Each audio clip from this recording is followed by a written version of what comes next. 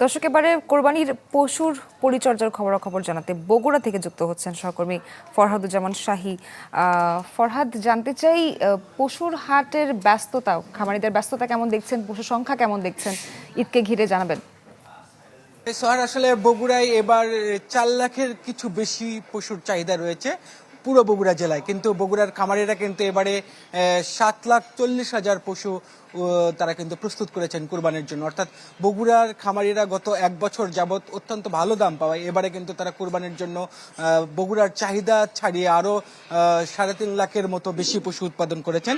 তারা বলছেন যে বছরব্যাপী তারা দাম পেয়েছেন, এই জন্যই তারা এই পশুগুলো উৎপাদন করেছেন এবং এবারেও তারা ভালো দামের আশা করছেন।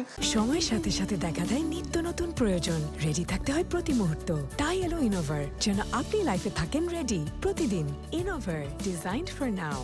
প্রতিদিনই কিন্তু আমরা দেখছি বিভিন্ন খামারে তারা পশু প্রস্তুতিতে তারা ব্যস্ত সময় পার করছেন। এরই মধ্যে যারা হাট থেকে পশু কিনতে যারা পছন্দ করেন না বা হাটের ভিড়ভাট্টা যারা পছন্দ করেন না, তারা কিন্তু খামার থেকে এই পশু এরই মধ্যে বুকিং দিয়েছেন। তারা ঈদের আগে সে সমস্ত খামার থেকে কিন্তু পশু কুরবানির জন্য তারা নিয়ে যাবেন।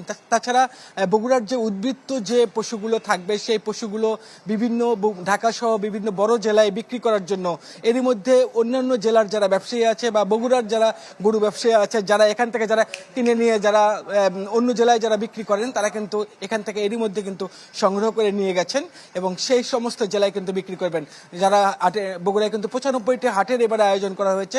প্রত্যেকটা হাটই আসলে বিকেল 2টার পর থেকে অনেক রাত পর্যন্ত কেনাকাটা হচ্ছে এবং এবারেও কিন্তু সবাই কিন্তু বলছেন যে পশুর দাম মোটামুটি সহনীয় আছে। এরকমটাই কিন্তু যারা ক্রেতা তারাও বলছেন, যারা বিক্রেতা তারাও কিন্তু বলছেন আমাদেরকে।